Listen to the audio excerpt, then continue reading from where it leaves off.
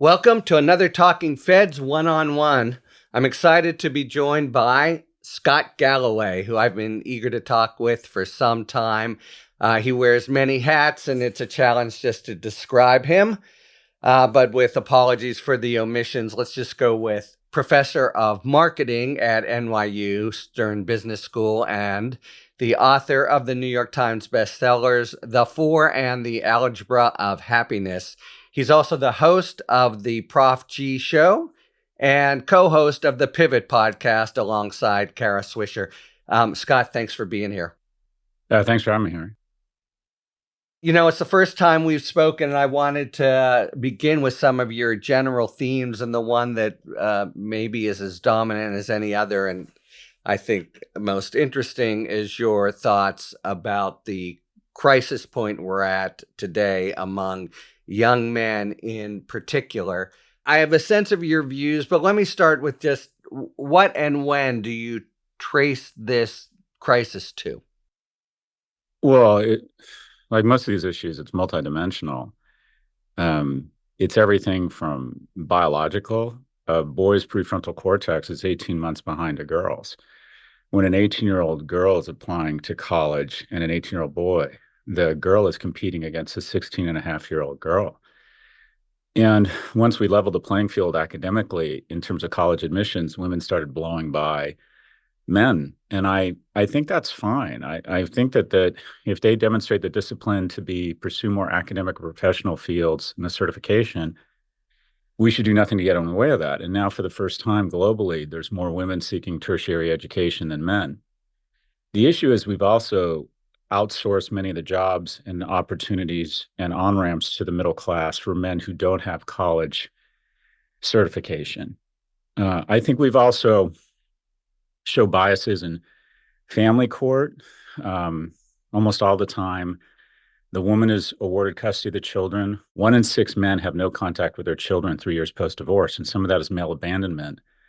But some of it is also that the family courts, I think, are pretty biased against men. You see societal or kind of social ideology that I think is sending mixed messages to men. I'm a Democrat. I went to the Democratic National Committee. Essentially, it was a parade of special interest groups, but the one special interest group that wasn't talked about or addressed was young men. And I would argue young men in America have fallen further faster than any other special interest group. 3 times more likely to be addicted, 4 times more likely to kill themselves, 12 times more likely to be incarcerated. If you went into a morgue and there were 5 people who died by suicide, 4 of them are men. And I would argue that there would be more empathy for them if people of, your and my generation hadn't received so much unfair advantage, which is absolutely the case. I received unfair advantage because of my skin color, sexual orientation, and gender. But should a 19-year-old male pay the price for what was unfair advantage for us? So I think it's a variety of economic, public policy, social, and just biological factors have all created the perfect storm where now, over half of men, 18 to 24, haven't asked a woman out in person. We don't have a homeless crisis or an opioid crisis. We have a male homeless and a male opioid crisis. 75% of those populations are men. But the moment you start talking about men in the context of needing help, there was an understandable gag reflex because they think you're just like one of the many other voices that are nothing but thinly veiled misogyny. So just to wrap up on what I think is the silver lining, I think the dialogue's gotten a lot more productive, and that dialogue is being led by mothers who are seeing firsthand the difference between the prospects and the outcomes of their sons versus their daughters. Okay, so yes, quite a lot of dimensions there. Look, I was a prosecutor for many years, and the problem of homicides in this country is a problem of young men, and typically, disproportionately young men of racial minorities. I see all that, and it's acute. I wanted to press you on, press is the wrong word, but just Sure. ask to kind of tease out more what it is about the last, say, 20 years, because the disproportion in certainly suicide and overdose and then all kinds of violence has been perennial. And the employment problem you think of as more acute with men. Do you think of some of the things you mentioned, though, Scott, are really sort of temporary and maybe even now fading social issues? Just thinking about a young man who had the bad fortune to be born in 2004, what Mm-hmm. befell him in particular that was a kind of a new whammy that his father and grandfather didn't have to navigate? Well, there's some societal mixed messages that, you know, men are told, I think at universities at least, we've gotten into this oppress and oppressor zeitgeist, where oppressors Mm. over here and oppressed over here. And generally speaking, the way we taught these kids to identify the oppressor was how white and how male you were. And I think that has led, quite frankly, to a lot of accidental or anti-Semitism, or ground zero for the most privileged, i.e., the most guilty, are the richest and the whitest, and people conflate those two attributes with Jews. But I also think men have been told that, naturally speaking, the assumption is you're a predator and all of your problems of your own making. I think that's a factor, but I don't think it's the biggest factor. I think the two biggest factors are loneliness and isolation through, one, remote work, which is unsexy, but I think it's been a disaster for men. I think men need to be in an office, finding friends, mentors, and mates, and they need guardrails. The lack of romantic relationships among young men is really more damaging to a young man than a young woman. 1 in 3 men under the age of 30 is in a relationship. 2 in 3 women under the age of 30 is in a relationship. And you think, well, that's mathematically Wow, impossible. really? So many women are dating older men in essence. That's Is that? exactly right, because they want more economically and emotionally viable mates. And when a woman is lonely, I'm not saying it's any less a problem, but it ends up, they oftentimes channel that additional romantic energy into their friendships and into their work. Whereas when men don't have the guardrail of a male role model, they don't have a man around. Two, they don't go into work and get sort of the social skills and learn how to read the room. And three, they don't have the guardrails of a romantic relationship, which is really important for men. They tend to become asocial. And when they're not connecting with work, they're not connecting with school, they're not connecting with a relationship, they become much more prone to misogynistic content. They start believing people who tell them it's a woman's fault that they can't get a date. They start demonizing immigrants and become more prone to nationalistic content because they want to blame somebody for their economic problems. They're less likely to believe in climate change. And some, they become really shitty citizens. And what you have, in my view, the biggest factor is the deepest resourced, most talented companies in the world are essentially setting about to leverage godlike technology to convince young people, specifically young men, that they can have a reasonable facsimile of life on a computer screen with an algorithm. Why go through the effort of making friends when you have Discord and Reddit? Why try to get a job, put on a tie, get into the office, put up with the injustice of the corporate world when you can make money trading stocks or crypto on Robinhood or Coinbase? Why go through the effort, humiliation, endurance, showering, grooming, looking reasonable naked, having a plan, following up, enduring rejection that's involved in establishing a romantic relationship when you have on-demand porn? So what we have is a series, I believe we're evolving a new species of asexual, asocial males. And the data shows that they're more likely to engage. We pathologize them and say, oh, they're the future school shooters. The reality is they're dangerous, but they're more dangerous to themselves. And to pathologize them and assume that they're going to hurt other people, quite frankly, I think is unfair to quote unquote incel culture. But they are, if they don't establish the skills of work and relationships by the time they're 30, a man who is 30 who has never cohabitated or married has a 1 in 3 chance of being a substance abuser from that point on. And also, some of these relationships and the skills you garner, and quite frankly, the resilience you garner pursuing professional and romantic relationships, are the skills you need in life for the rest of your life. And so, in addition, men are much more prone to addiction, and they have a dopa bag in their pocket called an iPhone. So we're setting up kind of a group, millions of fatherless, jobless individuals who are used to a constant dopa bag and I think are going to become, I think we're going to see more substance abuse than we've ever seen. And I would argue that the axis of evil is not Iran and North Korea and the Soviet Union. It's the axis of evil of addiction. And that is get kids addicted to self-affirmation or rejection or enragement on social media, to shitty, sugary food, and then hand them over to the diabetes industrial complex. I think we are literally setting up tens of millions of young people, disproportionately young men, to be addicts. Wow. But let me say that it resonates much. I'm going back to my prosecutorial background, but you see the shooter and you just wait for the social media to emerge, but B, the disconnect between that social media and what you're always seems 9 times out of 10 is the narrative that will come out of loneliness, isolation. Oh, was, never said anything, but seemed like an okay guy. So what you're positing, I think, is a really dramatic chasm between private and public lives of men in particular, and essentially just the lack of socialization. Let me ask you, so romance is obviously a very big part of it. It's ironic, you could say, but because if you hear the accounts of young men today from women, that's often the converse. They say they're such assholes and jerks, and they, actually are the ones who reject and the like.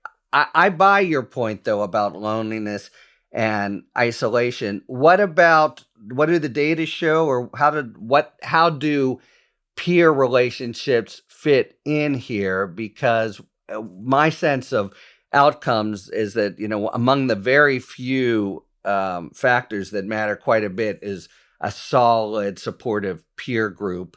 So is it your sense that the relative retardation in socialization in the romantic realm is not you mentioned how women have developed stronger friendships and the like. Are men not doing that? They don't have their, gangs. That's the wrong word to use. They don't have their sort Their of posse. posses of friends. Yeah.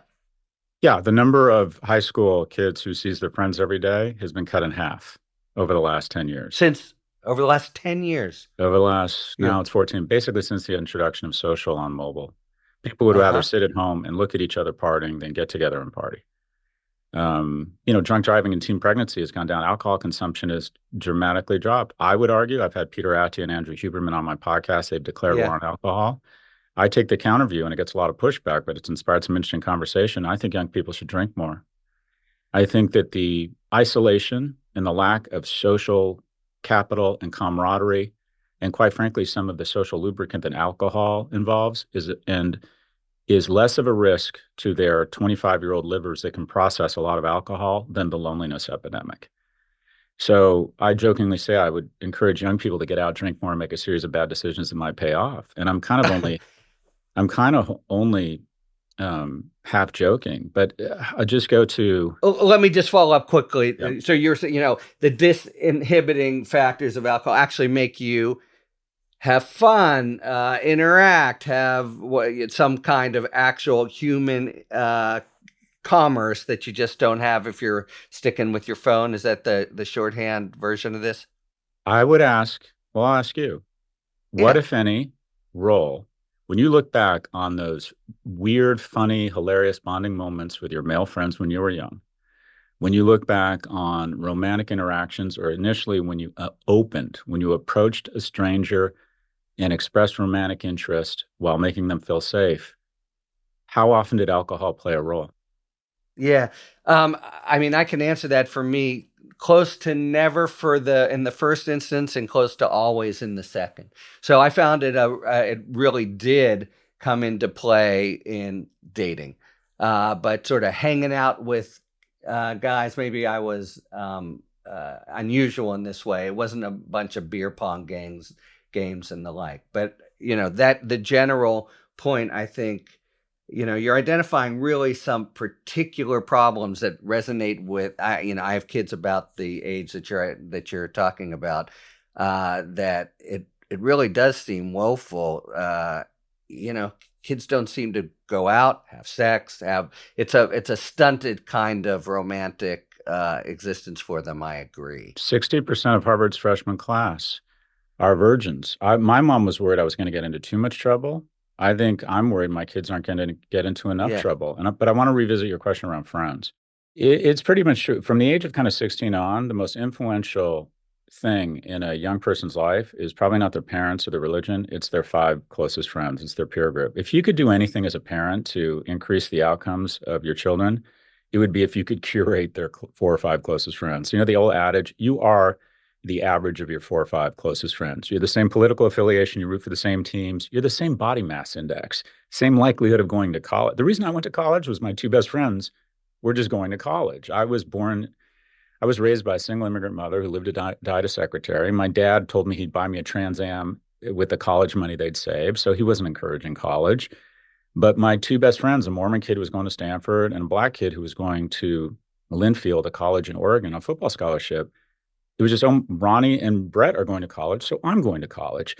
And what you have is a friend crisis. 1 in 7 men don't have a single friend. 1 in 4 men don't have a best friend. And also think about, we have a tendency to pathologize all men and a tendency to sanctify or deify all women. Do you think women, girlfriends and wives, are supportive of guys' nights out? Do you think that or is it, oh my God, you are going out too often with your friends? It's a threat to me. And also corporations don't want you to hang out with your buddies and get drunk. They want you working all the time. And oftentimes the female in a relationship sees your friends as a threat and that you should be focused on professional and economic success and investing in our relationship. And you know what men really need right now is they need other men. Specifically, they need father and male role models, but also they need a group of men that they get comfortable enough that they can open up to and say, I'm struggling in my marriage. I am shit scared. I just got laid off and I don't have enough money. And that ability to talk about your emotions, the ability maybe to have some people go, yeah, things are bad, but they're not terrible. Don't do anything stupid. Or I have an idea. I can help you. Men are really bad at that. And a lot of it is on the man and his ability to open up, and also friends to reach out to men. I'm a big fan of when you ask your friends, how are you doing? That's what a friend says. A good friend says, after you say, I'm fine, says, no, really, man, how are you doing? Like, what's going on with you? How are you doing? And also shares them with themselves. I'm worried about money. My dad is dying, and I don't know how to deal with the tension between the stress of my family and money and my father being sick. Men just feel like if they do that, it reduces their masculinity and opens them to weakness and vulnerability. And also, I'm not so sure sometimes that the female in the relationship is as supportive as a man having an important friend network. The general sense is you are not a good husband unless you dramatically diminish your time with your guy friends. Do you ever see a husband saying to a woman, you're spending too much time with your girlfriends? So part of what I'll call progressive culture that I'm a part of is always pathologizing the man, and quite frankly, not acknowledging that if you're on a dating app and there's 50 women and 50 men, 46 of the women will show all of their attention to just 4 men, meaning that the most attractive men can engage in Porsche polygamy, where they can have a date every night, and that does not encourage long-term or, quite frankly, appropriate behavior. And the bottom 90% of men in the medium that is primarily where people are meeting are entirely shut out of the mating market. So how do we create enough third spaces, whether it's religious institutions, softball leagues, nonprofit work, mandatory national service, where people can get together in person and demonstrate excellence? If you talk to married couples that have been together longer than 30 years, 4 in 5 of the couples say one person was much more interested in the beginning than the other, and it was always the man who was more interested than the woman. But this is what happens. Men had places to demonstrate excellence. I saw that he was kind to his parents. I worked with him and just saw how good he was. I hung out with him and found out that once he was relaxed, he could make me laugh. And I just found I subconsciously liked the way he smelled. Where does a young man demonstrate the excellence required to get through the much finer filter women have on mating selection? So the result is we have a mating and dating environment where some men get all of the opportunity and the rest of the men are shut out. So the way the market is working is for some men, it's amazing, right?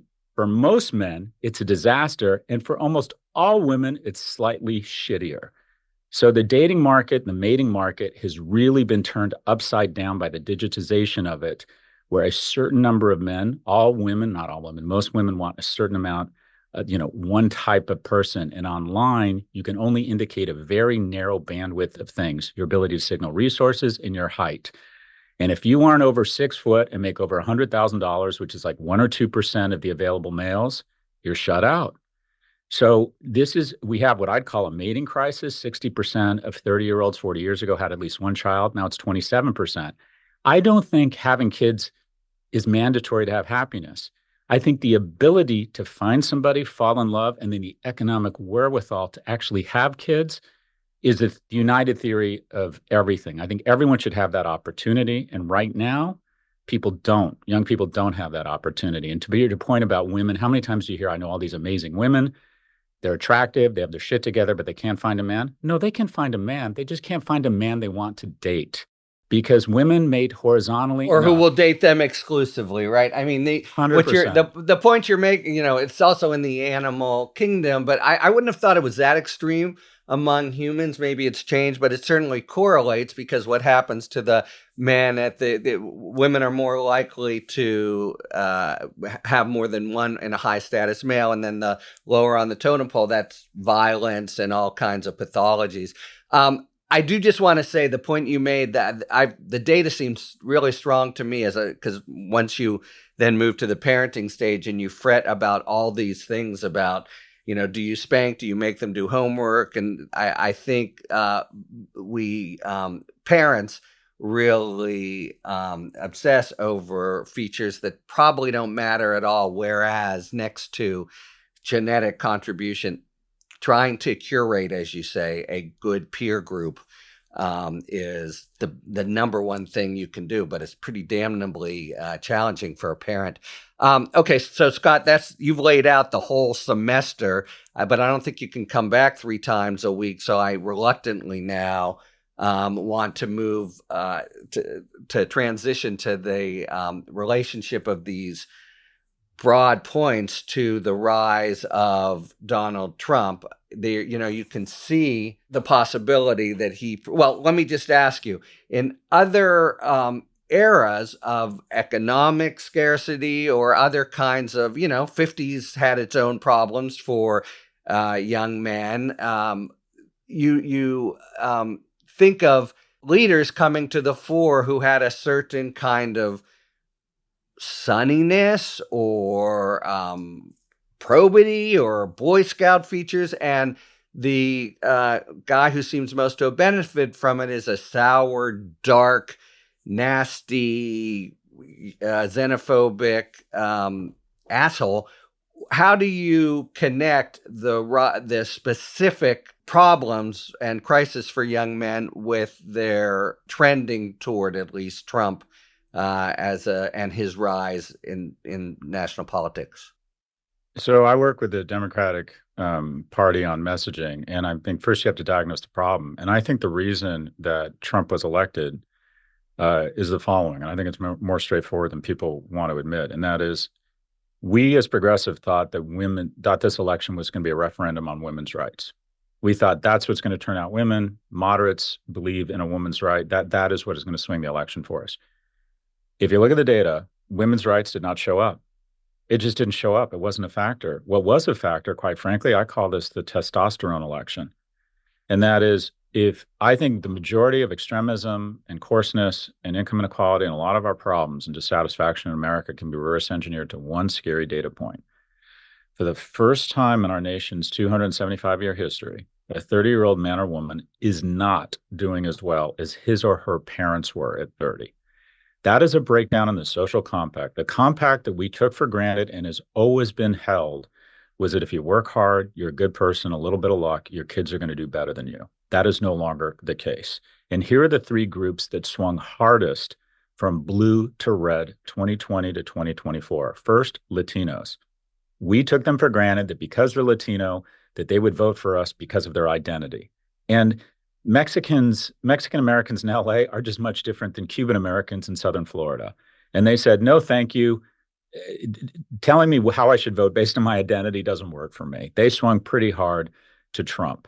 The second biggest swing was among people under the age of 30.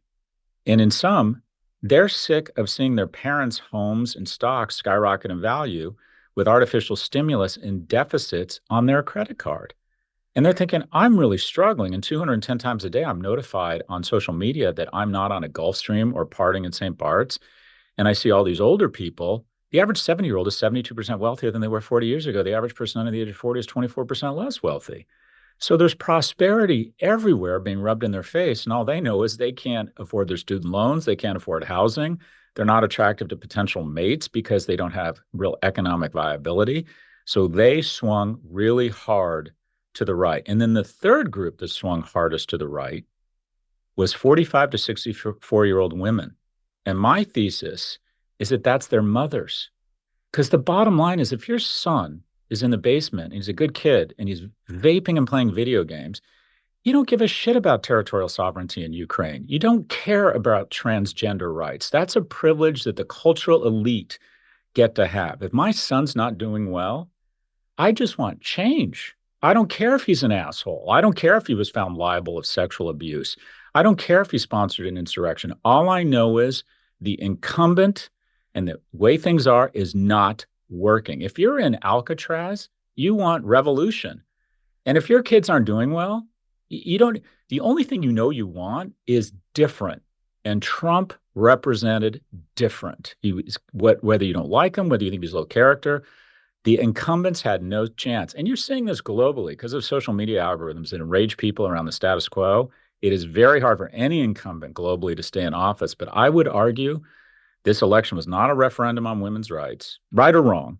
It was a referendum on struggling young people, specifically struggling young men. Okay, but why then? Look, you say he represents difference.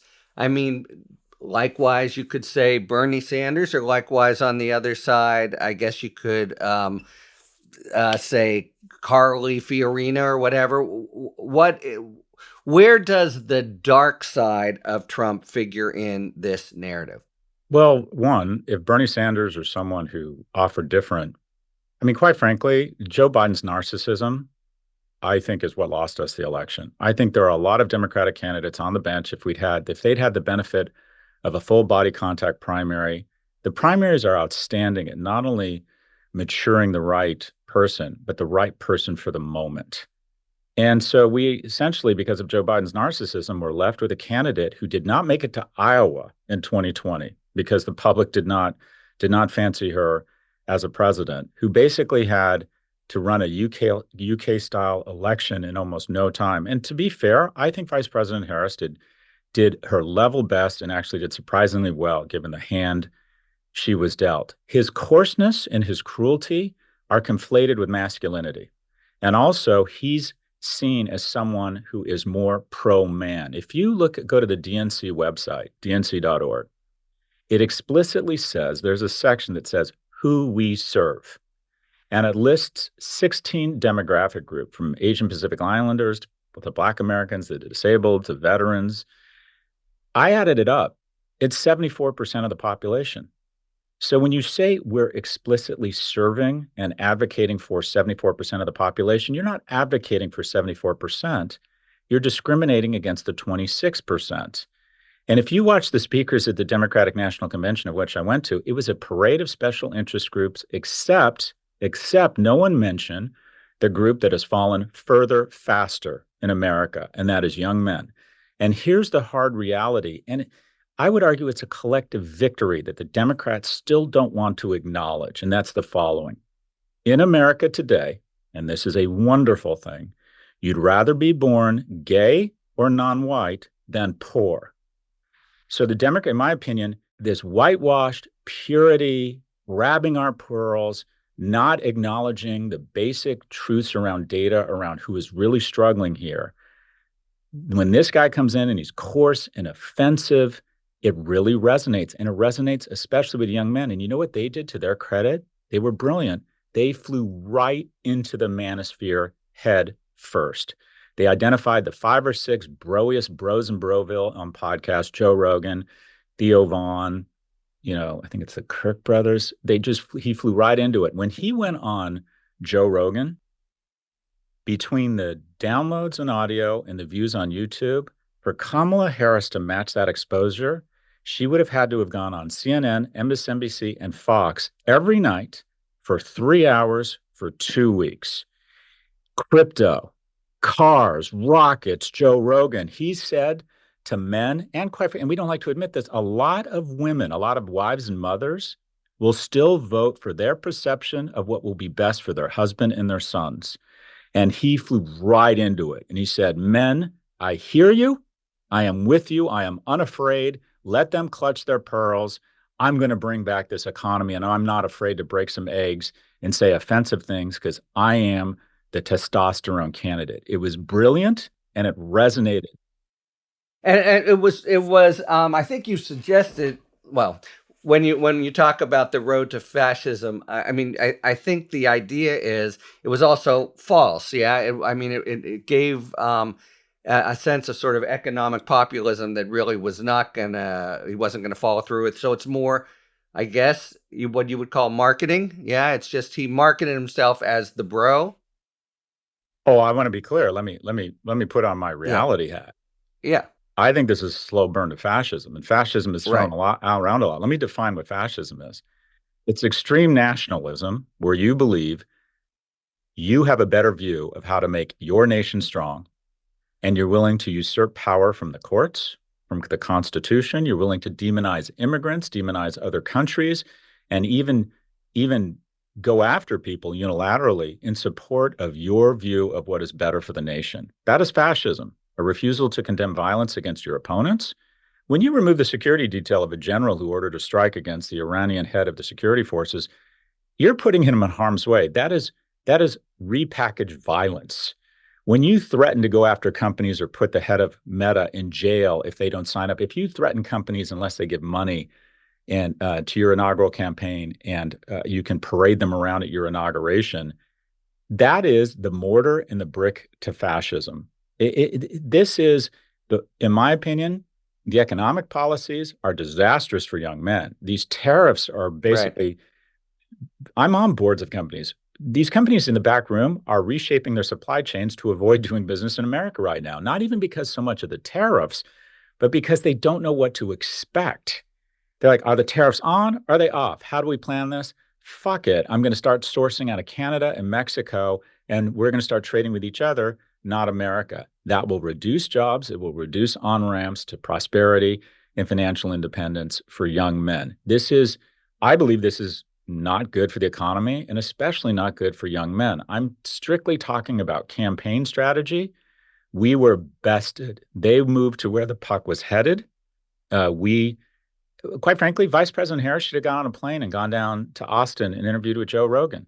He was more important than her in terms of getting in front of people. And if you look at also what happened, unfortunately, we don't like to admit this, a small number of counties and a small number of states got to decide who was president. And a very intelligent person with a very big media platform showed up with $250 million and probably swung the election. We're not comfortable saying that out loud, but the reality is if Musk had decided, I want to support Vice President Harris, he probably would have swung the election to her.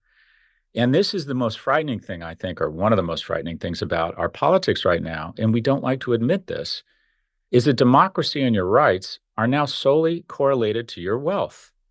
The wealthy are protected by the law, but they're not bound by it, whereas the poor are bound by the law, but they're not protected by it. I'm a Jew. I think that we're one economic shock away from them starting to round up people. It might not be Jews. It might be Muslims. Who knows? But I'm rich.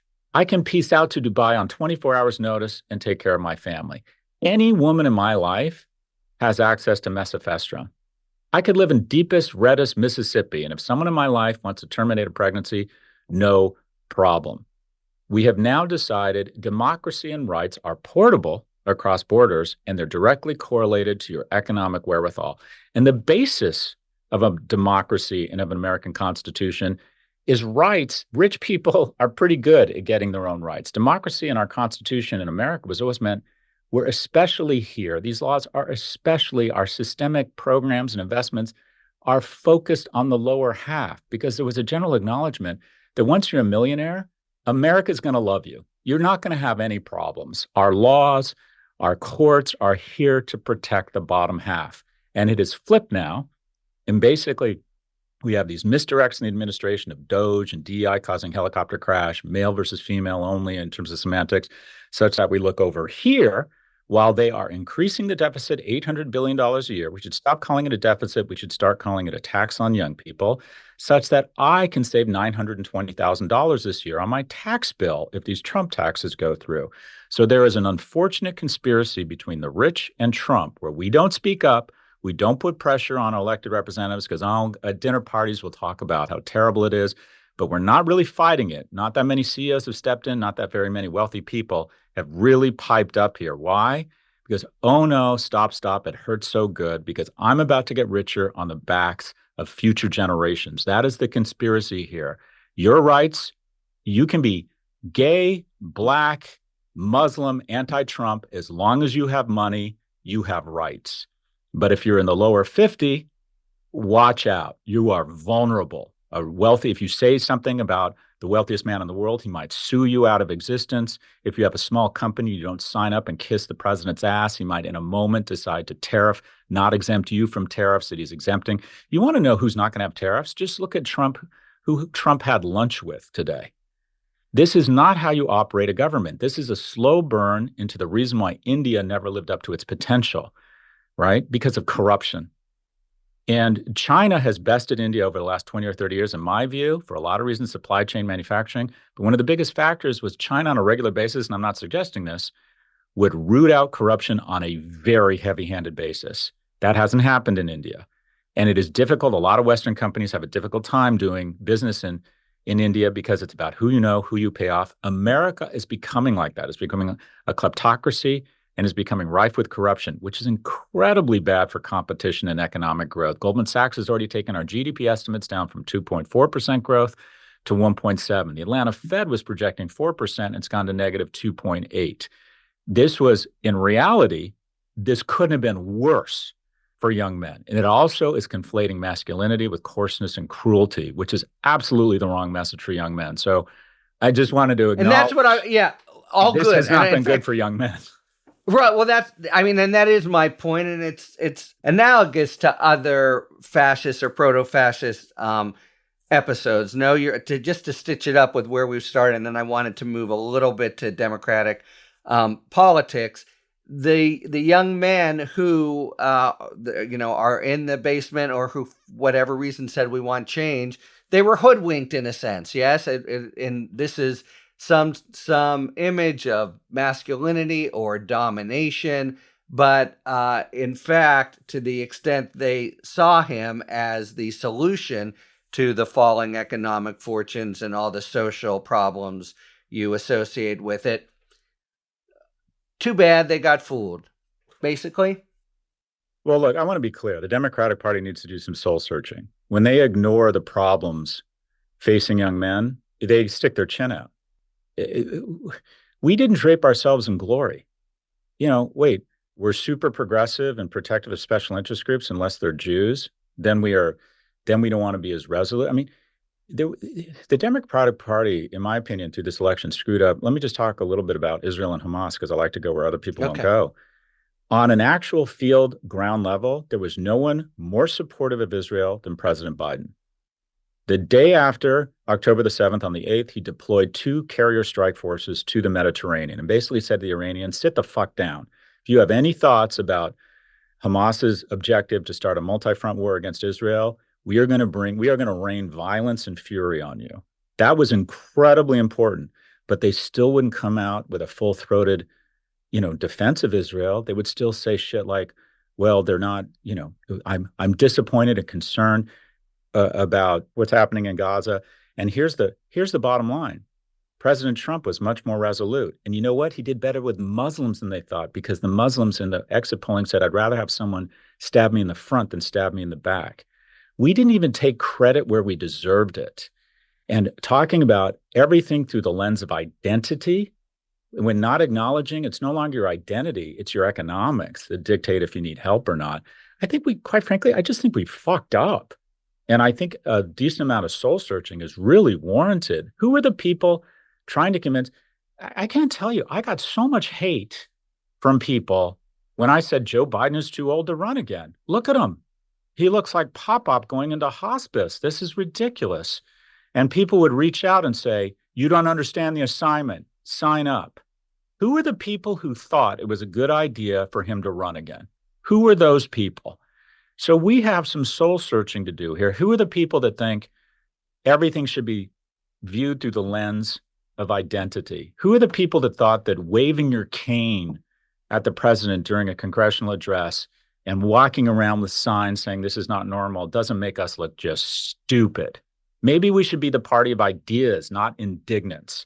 So I hope this creates a certain amount of reflection, because quite frankly, I don't want to say we deserve to lose. We set ourselves up for loss. Talking Feds is supported by the Brennan Center for Justice. In this new political era, the Brennan Center will do what they do best: defend the Constitution and the rule of law. They're prepared to fight against presidential overreach and will continue advocating for reforms to resist weaponized government, stop billionaires from corrupting our elections, and ensure every eligible American has the freedom to vote. Stay informed by visiting BrennanCenter.org. Maybe we should end here. So it's the DNC private meeting, and they bring you in for, what's the sort of elevator speech? Because it really does seem like you're suggesting some real uprooting of what's been conventional wisdom in the party for a generation. What's your sober stump speech to them? Stop the identity politics. There's one group we should represent, and that is the middle class and young Americans. They're the group that's struggling. I don't care what color you are, what sexual orientation you are. We have laws to protect you. We are about leveling up young people who are doing less well than they ever have in our country. And we need to be the party of ideas, not indignants. $5 an hour minimum wage. If it had just kept pace with productivity and inflation, it'd be $23. We need to massively level up young people. Tax holiday, similar to Portugal. Anyone under the age of 30 pays no federal income tax. And by the way, it wouldn't be that expensive because they don't make that much money. A truly progressive tax structure. Get rid of capital gains tax deduction and mortgage interest rates. Who owns stocks and homes? People our age. Who rents and gets their income from current income? Young people. Mandatory national service. Let young people from different ethnic groups, different income classes, different sexual orientations meet some of the incredible Americans out there and develop opportunities for friends, mentors, and mates. Some of the lowest levels of teen depression in the Western world are in Israel, despite all the existential threats, because they all serve in the agency of something bigger than themselves called the IDF. Universal pre-K. Of course we should have universal child care. Of course we should have those things. And massively level up young people in terms of their ability to afford a home. 7.5 million homes built in the next 10 years. Let's bring housing prices down. Let's stop bailing out the markets with artificial stimulus on their credit card. Let's get responsible about the deficit. I believe every policy should be a big idea that reverse engineers to the unifying theory of everything. And that is, if you're under the age of 40, you should have the opportunity to find somebody, fall in love, and then have the economic wherewithal to have children. You might decide to not do that and spend all that incremental time and money on brunch in St. Bart's. More power to you. But in the most prosperous nation in the world, a starting point has to be young people should find avenues and means of meeting each other, and they should have the economic wherewithal to afford to have a family. Everything comes out from there. Big ideas. Acting like you just canceled Jell-O night at the seniors' home is not an effective strategy. All this ridiculous indignance. We need to be the party of big ideas, not why we don't like them, but what we are offering. And also get rid of some of this leadership. And we have a very strong bench. There are a lot of, quite frankly, Democratic leaders, in my view, are just too old and should go away and make room for some of the incredible young Democrats who have a very forceful message, understand new mediums, understand new technology. The Democratic Party needs to shed its skin and be the party of big ideas. Though I should say, I've heard that similar critique, at least the leading with identity, and I always thought that those people were more likely to be watching Fox News. I think Harris, at least, was trying very hard to say middle class, middle class, middle class all the time, but maybe it wasn't combined with the big ideas. And just one point about Israel, I think you're right in terms of the socialization, but they don't have it's notorious in Israel that young people can't buy homes. They have to rely on their parents. It's, the scarcity is there, but it seems like it's not the economic opportunity as much as the social cohesion that's very distinctive about that country. Fair? I'll defer to your judgment that the young people suffer from the same economic. Well, they can't buy a issues. house, right? Yeah. Well, here's the thing about a democracy is that old people figure out they can vote themselves more money, and they do. And old people vote. And to a certain extent, if young people continue not to vote, you're going to continue to see a transfer of wealth from young to old. 40% of our total federal spending is spent on people over the age of 65, despite the fact that the wealthiest generation in the history of the planet. In 10 years, it's going to be over 50%. And deficits do nothing but crowd out incremental or investment in things like technology and the military and education, which pay dividends for future generations in terms of economic growth. So young people, quite frankly, need to vote. We also need some class traders. We need some people who are older and wealthier to say, enough already. We need economic policies. The tax code has gone from 400 pages to 7,000, and those incremental 6,600 pages are basically there to screw the middle class and the young. And that is, there's all sorts of loophole. I've been very open and honest about my finances. I think it's important that people talk about money. I paid an average tax rate in my 30s and 40s of about 32% because I was making a lot of money, but it was all current income. I was a consultant, then a teacher, writing books, all current income. Average tax rate, 32 to 35%. And then I got lucky. And I'm not humble. I'm a monster. I'm talented. I'm hardworking. I got lucky. I started businesses and sold them for tens and sometimes hundreds of millions of dollars. My tax rate in my 50s has been 17%. So we have a progressive tax policy until you make the jump to light speed and start making a shit ton of money, and then your tax rate plummets. The wealthiest 25 Americans pay an average tax rate of 6%. Corporate taxes haven't been this low since 1939. We need to have an alternative minimum tax on the wealthiest Americans and on corporations, and lower taxes on the young, and provide programs that help level them up. This basic notion that the middle class is a self-healing organism, it's not. It's an accident in history. And if you don't continually reinvest and redistribute income from the wealthiest and corporations to the middle class, it goes away. And that's what is happening now. And it creates dissatisfaction. A lot of young men, very economically challenged. And what happens? That creates an unstable and violent society. Wars are not only a function of expansion, they're a function of how do we keep all of these young men with no economic or romantic prospects busy. I know, invent a war. I had a couple more things in mind, but I don't think we can have a more sort of provocative and interesting end than that. It's been really fun talking to you, Scott. Hope we can do it again. Harry, I appreciate your time and your good work. Thanks for tuning in. If you enjoyed this video and other Talking Feds content, please take a second to like and subscribe. Talk to you later.